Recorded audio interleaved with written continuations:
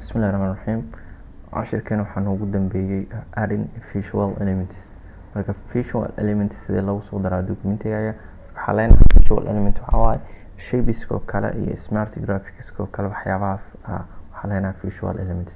Word 2013 provides a wide range of tools that you can create a visual compelling document.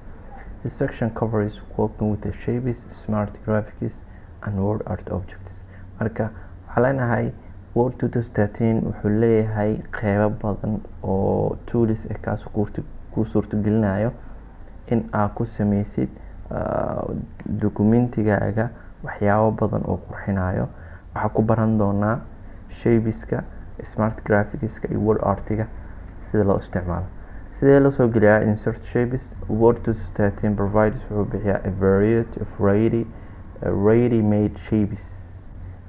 Shapes hore u diyaarsanaa ayuu ku siinayaa sida tusaale lines oo kale, rectangle, circle, arrow, star wixii lamid. Marka that you can insert kuwaas aad soo gelin karto into a document to add a visual interest impact. Marka si waxyaabo muuqaalkooda iyo qaabka uu yaalo aada u qurux badan saa u soo saartid. Waxaa leenahay markii la soo gelinayo ama insert taabataysa illustration group, click waxaad siisaa shapes button and then click at the desired shape ka u baahan tahay. Markaas drag the mouse pointer where you want meesha arabtid to place the shape until it is the desired size ilaa ay ka noqoto, and then release waxaad sii daysaa the mouse button. Waxaa leenahay shapeska waa kana qaabkan u muuqanaya. When a shape is selected, marka shapeka la doorto, the drawing tools format tab become available on the ribbon. The tools on this tab enable you ku suurtagelinaya to modify in wax ka bedeshid and formatka wax ku sameysida shapeka. Waxaa leenahay marka insert smart graphics. Smart graphics waxaa leenahay allow you ku suurtagelinaya to create a diagram that convey a process or relationship. kaasoo marka gudbinayo wax process oo kale ama wax relationship ka dhexeeyaan oo kale, macnaha explain markaa sameynaysid sidoo kale waxyaabo aad rabtay inaad soo bandhigtay waxaad isticmaali kartaa smart graphics. Word 2013 provides wuxuu kusiinaya a variety of tools in smart graphics to choose from, including graphical lists, organization chart and process diagram. waxyaabahaas oo kale ayaa ku sameyn kartaa. Waxaa leenahay marka la soo gelinayo smart graphics process kana marayna click document where you want to insert to the smart graphics. Documentiga meesha rabtay inaad soo gelisid smart graphics ka tag. On the insert tab in the illustration group, click waxaad siisaa smart art button, then choose waxaad doorataa smart graphics dialog box opens. In the left pane, click waxaad siisaa desired category u baahan tahay such as all, list, process, cycle, hierarchy, relationship, matrix, pyramid, picture, noocyo badan ku jiro. Marka qaybahaas mid ka rabtid dooro. In the center pane, click waxaad siisaa the desired graphic style ka u baahan tahay. A large preview description appear in the right pane, dhanka midigta kaga soo muuqan doona. Click waxaad siisaa OK button.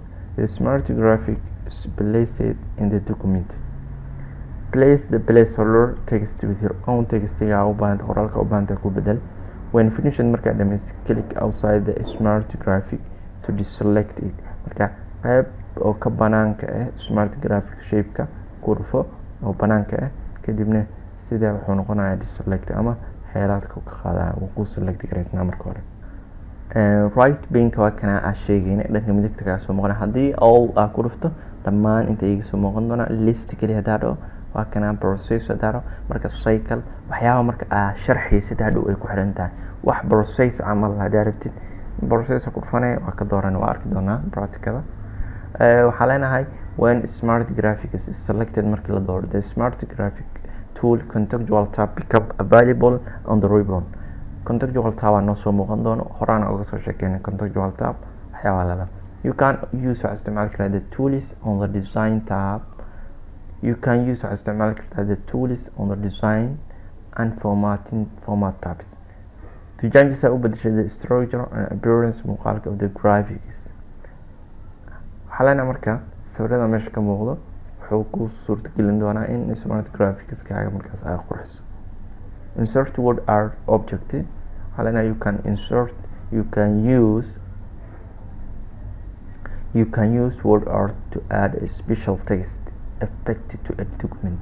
marka word art waxaa u isticmaali kartaa inaad special text oo kusoo dartay kaasoo marka documentiga saameynaa. Word 2010 provides a variety of word art styles ayuu leeyahay to choose from. marka si aad u doorato waxaa leenahay insert word art object kaliya waxaa siisaa documentiga meesha aad rabto inaad soo gelisid, kadibna insert tab text group click word art button and then kaliya waxaa siisaa a desired style-ka u baahan tahay. Word art object is placed in the document. waxaa leenahay replace the placeholder text with your own text u baahan tahay. When finished markaan click outside the object to deselect. Working with comments ka bilaabeyna casharkeen xiga practicada galeena. Practicada hadaa u galno waxaan ka bilaabeynaa shapes sida loo soo geliyaa. waxaa tageynaa insert tab kadib illustration kadib waxaa leenahay shapes kadib shapeska waa kuwaana marka nooca rabta soo gashan kartaa. tusaale waxaa soo gelineynaa kan oo kale iska soo gashaneynaa. marka sidaa hadaa dhahdid sidaan oo ka noqonaa, laakiin sida ugu fiican waxaa waaye insert markaa dhahdid shapes aad dooratid waxaa haboon oo shape-ka aad rabtid dooro kow, kadibna shift qabo. shift markaa qabtid wuxuu sameyn doonaa shape markaas ku haboon ayuu ku dooraa. kadib waxaa leedahay midabkaa rabti u yeel, kadib waxaa leenahay midabkaan oo kala siineynaa. soo ma jeed waxaa ka bedeli kartaa outline-ka ka bedeli kartaa, waxaa ka dhigi kartaa xoogaa mid effect leh qaab noocaas oo kale ah ka dhigi kartaa. marka shape-kan tusaale waaye kan nooca rabtida sameyn kartaa, mid kala soo gashan kartaa. waxaa leenahay insert kadib waxaa leenahay shape kadib waxaa dooran kartaa nooca rabtid, way badan yihiin shapeska. kadib tusaale waxaa dooran karnaa arrow oo kale, arrow shift yaa qabanaa kadibna sidaas u soo gelin karaa.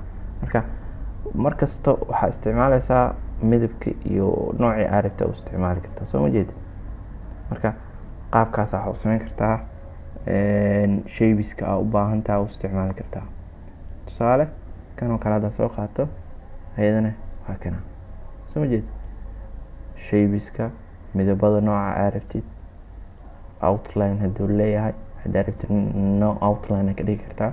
hadda tusaale sawirkan oo kale outline-kiisa waxaa ka dhigi karaa no sidaan u noqona, laakiin outline-ka inuu leeyahay ku haboon si hadhow u muuqdo waxyaaba muhiimka. waxaa leenahay waxaa ku xiga smart graphics. waxaa leenahay smart graphics markaa soo gelinayno waxaa tageynaa insert kadib waxaa leenahay smart art graphics kadibna midkaa rabti dooro. tusaale listeed waa kuwaana mid nooca rabti dooran kartaa. marka tusaale mid kamida iska soo qabsanaya. waxaa leenahay kan oo kale noo soo qabo. okay dheh waa kana soo gashanay. kana marka waxaa rabnaa qoraalka inaan ku bedelno booska qoraalka. waxaa leenahay waxaa leenahay p waxaa leenahay c. marka tusaale waaye, laakiin hadhow qofka marka oo wax reality sameynayo baahidiisa isaa yaqaano sidoo ka dhigana. marka qoraalka markaa ku qoray click haddaa siiyo mid waaye. haddaa geeskan click siiyana table-ka dhan ii doormaayo. soo ma table-ka dhan markuu ii doormo waxaa leenahay design inaan imaado. waxaa leenahay shapeska ama tasteyada mid ku haboon inaad doorato, ama waxaa sameyn karaa midabka nooca u muuqanayo inaan ka bedelo. qaybtan changes colors ka imaanaya kadibna midkaa rabtid siinaysaa, sidaas oo kugu bedelayaa. waxaa sameyn kartaa in inta imaado sidoo kale qaabka uu muuqanayo inaad wax ka bedeshid. soo ma jeed saasoo kale kugu muuqan karaa. formatka haddaa imaado oo inta aad dhaho no fill wuxuu sameyn doonaa wax fill lama sameyn doono, dhammaan wuxuu ka dhigay nooc markaas aad doorto. haddaa dhaho design tab imaado idin midabka nooca rabo iga dhig noocaas oo kale ka dhigan kartaa. soo ma jeed nooci markaas ku cajiba ka dhiganta. marka saddex waaye kan, mid kaloo saddex haddaa arko oo kan igala fiican oo ku bedelan karaa. soo ma jeed automatic hal mar kugu bedelaa kadibna nooca rabta ka dhigan kartaa. sidaan waa ka dhigataa, sidaan waa ka dhigataa 3D ahaan kugu muuqanaya soo jeed. marka qaabkaas ayadana u bedeli kartaa. waxaa noogu xigo wax la yiraahdo insert word art object. insert word art object waxaa leenahay hadayna insert tab word art kadib mid ka rabti dooro. tusaale waxaa leenahay hela sarkan hoos noo soo dhig. waxaa iskaga qoranayaa tusaale skill on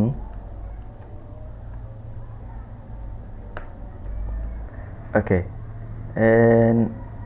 waxaa sameyn karaa inaa sidaa rabaa ka dhigo oo midabka iyo inaa wax ka bedeli karo soo jeed qaabka u muuqanayo. marka toolska haddii lagu tuso adaa waxaa sameyn karo in nooca rabti ka dhigto waxaa rabti u bedbedesho soo jeed. outline hadaa rabti u yeelan kartaa. waxaa kaloo u sameyn kartaa textiga qaabka u muuqanayo soo jeed qaabkan oo kale ka dhigi kartaa.